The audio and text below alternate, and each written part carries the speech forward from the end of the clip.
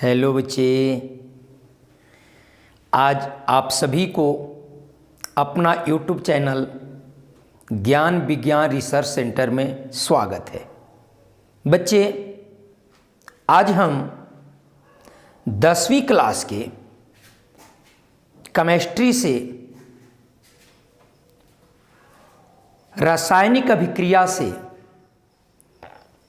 एक बहुत ही महत्वपूर्ण प्रश्न लेकर आया हूं।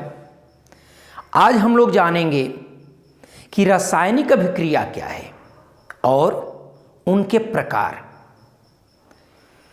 पहले हम लोग रासायनिक अभिक्रिया के बारे में जानें। बच्चे, दो या दो से अधिक पदार्थ या कोई स्वयं ही पदार्थ दो या दो से अधिक पदार्थों का निर्माण करता है तो ऐसे अभिक्रिया को, ऐसी क्रिया को हम लोग रासायनिक अभिक्रिया कहते हैं। रासायनिक अभिक्रिया में या तो दो पदार्थ आपस में मिलेंगे और नए पदार्थ का निर्माण करेंगे, या कोई स्वयं पदार्थ नए पदार्थों का निर्माण करेगा। तो ऐसी प्रक्रिया को हम लोग रासायनिक अभिक्रिया कहते हैं। तो आइए रासायनिक अभिक्रिया की ओर चलते हैं। सबसे पहले रासायनिक अभिक्रिया। रासायनिक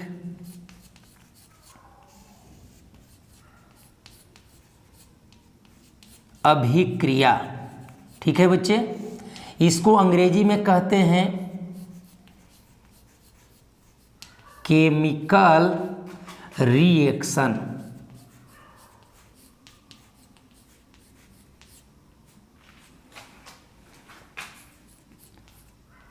दो पदार्थ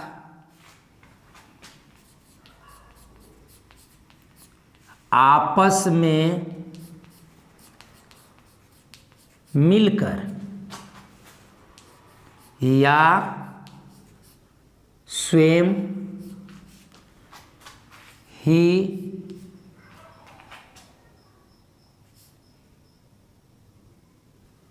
ही नए पदार्थ का निर्माण करते हैं, जिसका गुण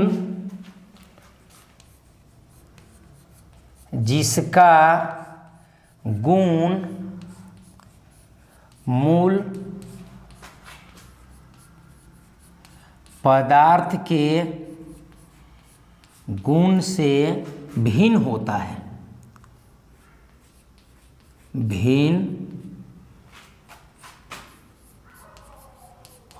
है। तो उस प्रक्रम को रासायनिक अभिक्रिया कहते हैं। रासायनिक अभिक्रिया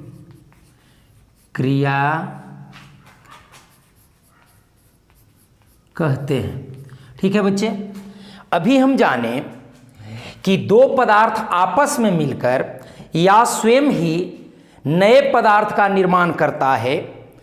अगर दो या दो से अधिक पदार्थ मिलता है या स्वयं टूटकर कोई नया पदार्थ का निर्माण करता है जिसका गुण मूल पदार्थ के गुण से यदि भिन्न हो जाता है, तो ऐसे प्रक्रम को हम रासायनिक अभिक्रिया कहते हैं। रासायनिक अभिक्रिया को बच्चे कई भागों में बांटा गया है। आज हम कुछ उनके भाग का वर्णन करेंगे। पहला है, यहां पर लिखेंगे,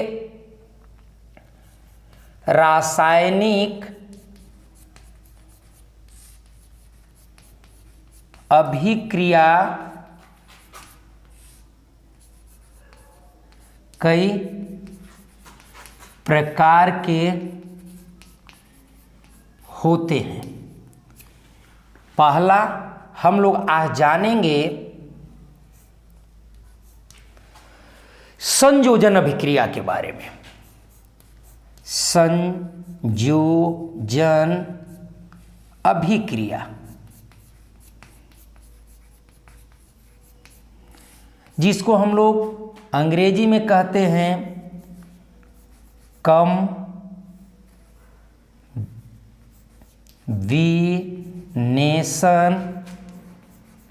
रिएक्शन। बच्चे, कॉम्बिनेशन रिएक्शन, संयोजन अभिक्रिया, इसे साफ जाहिर होता है कि दो पदार्थ आपस में संयोग करके मिल करके कोई नया पदार्थ बनाता है। तो हम परिभाषा नाम से क्लियर है, इसी को परिभाषित करेंगे। जब दो या ऐसे लिख सकते, जिस रासायनिक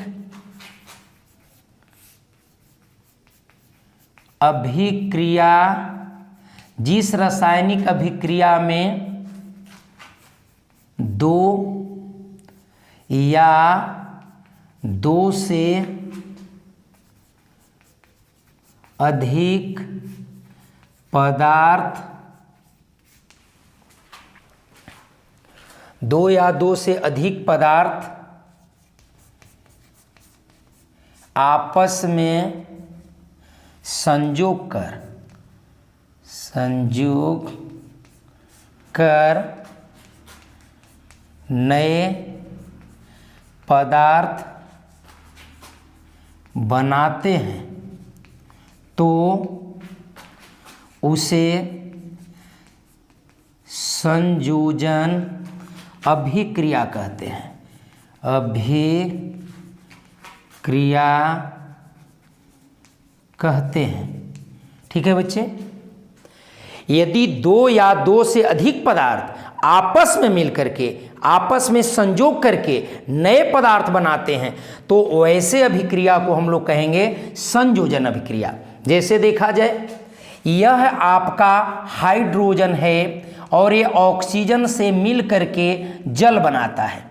तो देख रहे हैं, हाइड्रोजन और ऑक्सीजन दो पदार्थ आपस में संयोग कर रहे हैं और एक नया पदार्थ जल का निर्माण कर रहा है। यदि ये संतुलित है तो ठीक है, नहीं तो हम संतुलित कर लेंगे। हाइड्रोजन दूगो तो हाइड्रोजन दूगो, ऑक्सीजन यहाँ दूगो है बच्चे, तो हाइड्रोजन यहाँ एगो है। अतः हम दो से गुना करेंगे।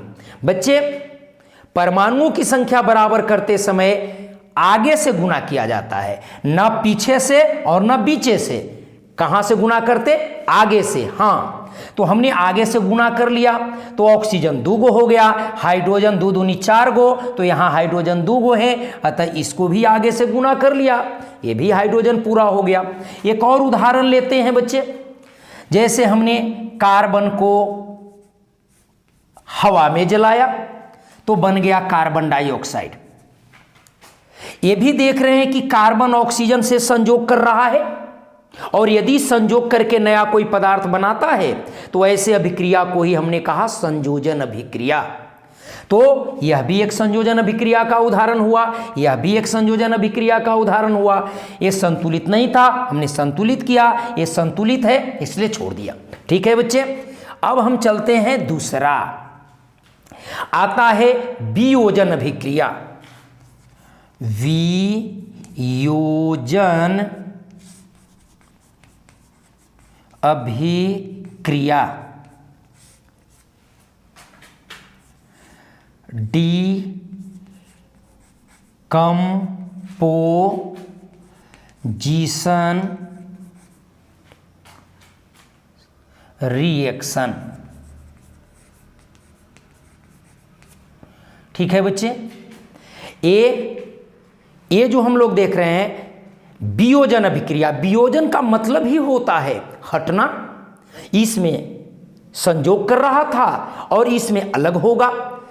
तो जिस रासायनिक अभिक्रिया में कोई पदार्थ टूट करके नए पदार्थ का निर्माण करता है, तो ऐसे अभिक्रिया को वियोजन अभिक्रिया कहते हैं। क्या कहते हैं? वियोजन अभिक्रिया। जैसे परिभाषा को लिखेंगे, जिस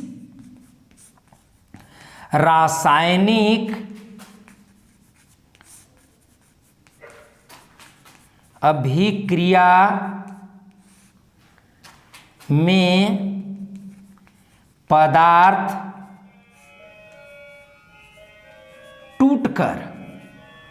टूटकर बच्चे टूटकर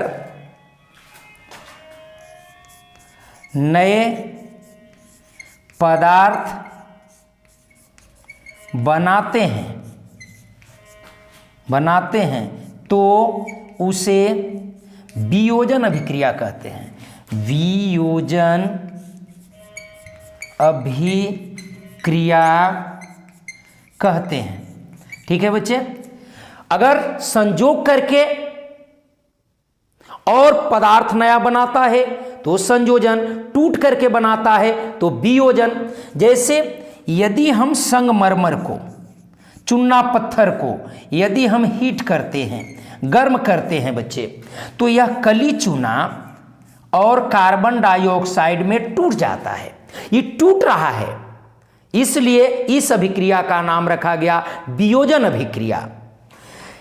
अब ये देख रहे हैं कैल्शियम एगो है तो कैल्शियम एगो है, यहां कार्बन एगो तो एगो, ऑक्सीजन एक और दो तीन गो तो यहां तीन गो, ये संतुलित है। इसी प्रकार से एक और हम यदि नमक के घोल में अगर विद्युत धारा प्रवाहित करते हैं, विद्युत धारा बच्चे, तो ऐसे स्थिति में ये टूट जाता है, सोडियम और क्लोरीन अलग हो जाता है। इसमें भी टूट रहा है, ये टूटा और ये नए पदार्थ का निर्माण किया, इसमें भी ये टूटा और नए पदार्थ का निर्माण किया। इसलिए दोनों उदाहरण वियोजन अभिक्रिया होंगे। देख रहे हैं सोडियम एक है तो एक है, क्लोरीन एक, पर यहां दो, तो यहां हमने दो से गुना कर दिया, तो अब सोडियम दो गो हो गया, यहां दो से गुना करके संतुलित कर लिया। ठीक है ना बच्चे? हाँ, इसी प्रकार अब हम तीसरा चलेंगे। यह तीसरा जो होगा, इस अभिक्रिया का नाम होगा एकल विस्थापन अभिक्रिया। नाम लिखेंगे एकल विस्थापन अभिक्रिया, जिसको अंग्रेजी में कहेंगे सिंगल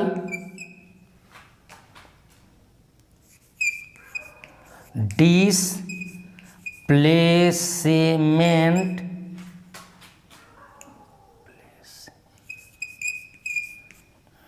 रिएक्शन।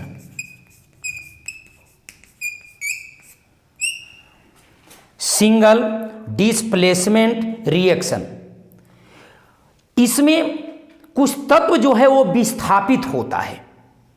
जैसे हम कभी कभी देखे हैं सफर करते समय बच्चे कि अगर कोई गाड़ी पर पहले से कोई पैसेंजर बैठा है और जब कोई दूसरा पैसेंजर चढ़ा तो उसे उस जगह से हटा करके और स्वयं उसके जगह पर वो बैठ जाता है और उसको हटा दिया।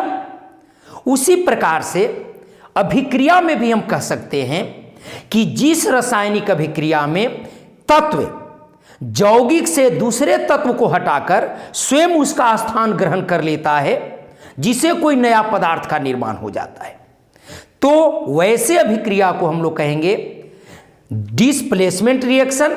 एगो विस्थापित हो रहा है इसलिए नाम रखा गया सिंगल डिस्प्लेसमेंट रिएक्शन, एकल विस्थापन अभिक्रिया। तो हम परिभाषा लिख लेंगे, जिस रासायनिक अभिक्रिया में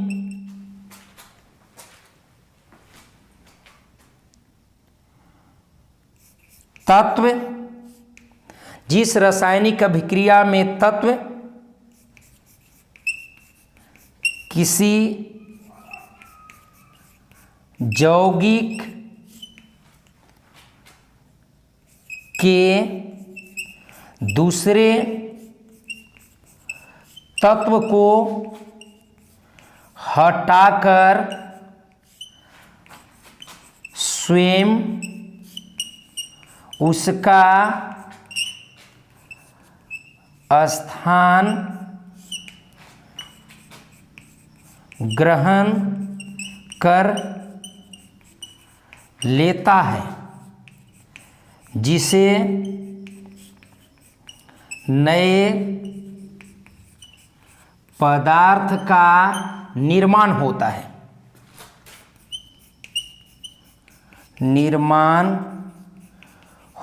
है, तो उसे एकल विस्थापन अभिक्रिया कहते हैं। विस्थापन अभिक्रिया कहते हैं। जैसे हम देखेंगे बच्चे, अगर कोई तत्व किसी यौगिक से, हमने लिखा है जिस रासायनिक अभिक्रिया में तत्व किसी यौगिक के दूसरे तत्व को हटाकर स्वयं उसका स्थान ग्रहण कर लेता है। जैसे देखिए, लोहा के टुकड़ा को हमने कॉपर सल्फेट के विलयन में डाल दिया। ठीक है बच्चे, लोहा के टुकड़ा को जब कॉपर सल्फेट के विलयन में डाल दिया तो लोहा कॉपर को कहता है चल हट, और स्वयं उसके जगह पर अपने जाकर बैठ जाता है और कॉपर अलग हो जाता है, विस्थापित हो जाता है। देखेंगे ये इसके पास गया और इसको हटा दिया, ए हो गया FeSO4 फेरस सल्फेट और कॉपर अलग हो गया। तो इस अभिक्रिया को हम लोग कहेंगे विस्थापन अभिक्रिया। एक अलग हो रहा है इसलिए सिंगल डिस्प्लेसमेंट रिएक्शन। इसी प्रकार एक और उदाहरण ले सकते हैं, यदि जस्ता को, जिंक को यदि कॉपर सल्फेट के विलयन में डाला गया तो यह भी जस्ता कॉपर को कहता है चल हट, उसको हटा देता है और अपने उसके जगह पर बैठ जाता है। मतलब कि हो गया जिंक सल्फेट और ये कॉपर अलग हो गया। तो इसमें भी अलग हो रहा है, इसलिए दोनों दो उदाहरण हो रहे हैं वो सिंगल डिस्प्लेसमेंट रिएक्शन का, एकल विस्थापन अभिक्रिया का। ठीक है बच्चे, इसके बाद चलते हैं चौथा। इसमें अब हम सिंगल की बात किए, अब द्विविस्थापन अभिक्रिया आता है। यहां लिखेंगे द्विविस्थापन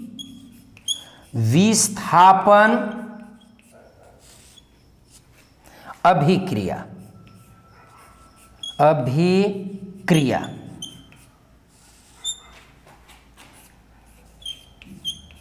डबल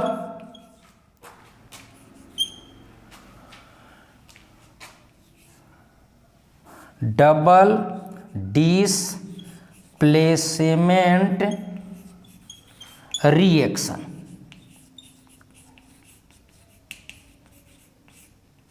नाम से ही पता चल रहा है बच्चे, डबल डिस्प्लेसमेंट रिएक्शन मतलब दो जगहों पर विस्थापन की स्थिति आती है।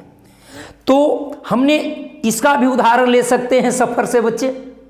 जब कभी कोई गाड़ी में सफर करता है और देखा कि परिचित व्यक्ति आपस में मिल गए तो कहता है भैया आप मेरे जगह पर आ जाइए, हम आपके सीट पर चले जाते हैं, ताकि वो अपनी बातचीत आसानी से कर सके। किसी को कोई हटाता नहीं है, पर सीट का केवल अदला बदली करता है। तो हम कह सकते हैं बच्चे कि जिस रासायनिक अभिक्रिया में दो अभिकारक अपने समूहों का अदला बदली करके नए उत्पाद का निर्माण करता है, तो ऐसे अभिक्रिया को हम कहेंगे द्विविस्थापन अभिक्रिया। तो यहां लिख सकते हैं, जिस रासायनिक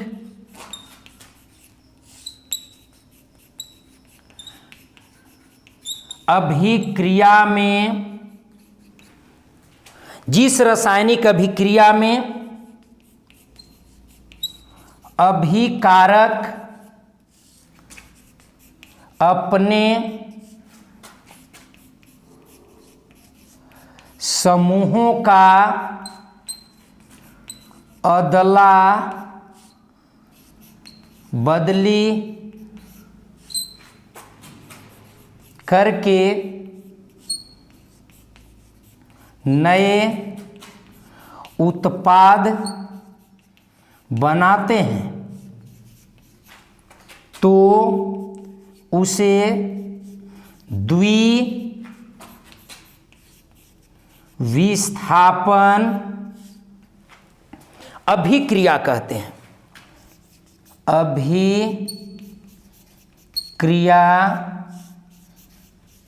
कहते हैं।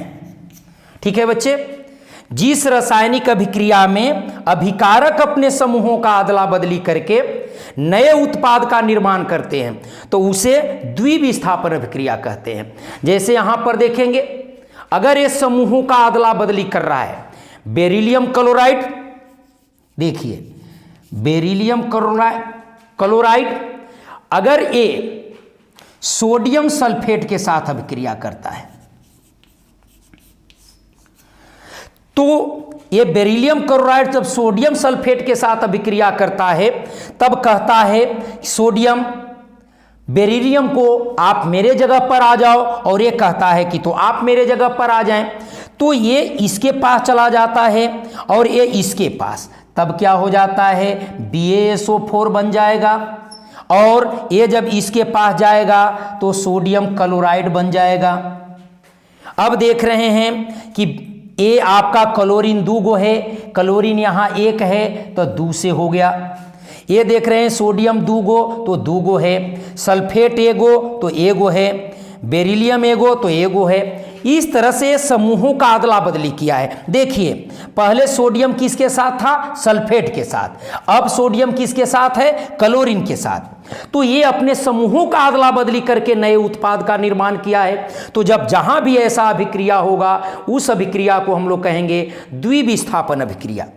ठीक है बच्चे, इसी तरह देख सकते हैं कॉपर सल्फेट CuSO4 या हाइड्रोजन सल्फाइड से जब अभिक्रिया करता है, या हाइड्रोजन सल्फाइड से जब अभिक्रिया करता है तो ये इसके पास आ जाता है और ये इसके पास चला जाता है। मतलब कि लिख सकते हैं CuS प्लस ये जो सोडियम था ये आपका हाइड्रोजन ये कॉपर के पास आ जाता है और ये सल्फेट के पास ये हाइड्रोजन चला जाता है, तब यहाँ होगा A2SO4। इसमें भी ध्यान से देखिए बच्चे, केवल समूह का अदला बदली हो रहा है। ये जो सल्फेट है SO4 ये किसके साथ था, कॉपर के साथ, पर अब किसके पास हो गया, हाइड्रोजन के साथ। ये देखिए गंधक किसके साथ था, हाइड्रोजन के साथ, पर अब किसके साथ हो गया, कॉपर के साथ। तो जिस इसमें देख रहे हैं कि अभिकारक अपने समूहों का अदला बदली सिर्फ करके और नए नए उत्पाद का निर्माण किया। तो इस प्रकार की अभिक्रिया जहां होगी, इस अभिक्रिया को हम लोग क्या कहेंगे, द्विविस्थापन अभिक्रिया। तो बच्चे आज हम आप सबके बीच रासायनिक अभिक्रिया और उनके प्रकार से जानकारी दिए। अभी इस पाठ में और भी अभिक्रिया शेष है, इसकी जानकारी हम अगले भाग में देंगे। यदि आपको इस रासायनिक अभिक्रिया समझ में आई हो, अच्छा लगा है, तो आप इस चैनल को लाइक, सब्सक्राइब, शेयर एवं कमेंट जरूर करें, ताकि मैं नए नए वीडियो के साथ आपके साथ मिलता रहूं। धन्यवाद।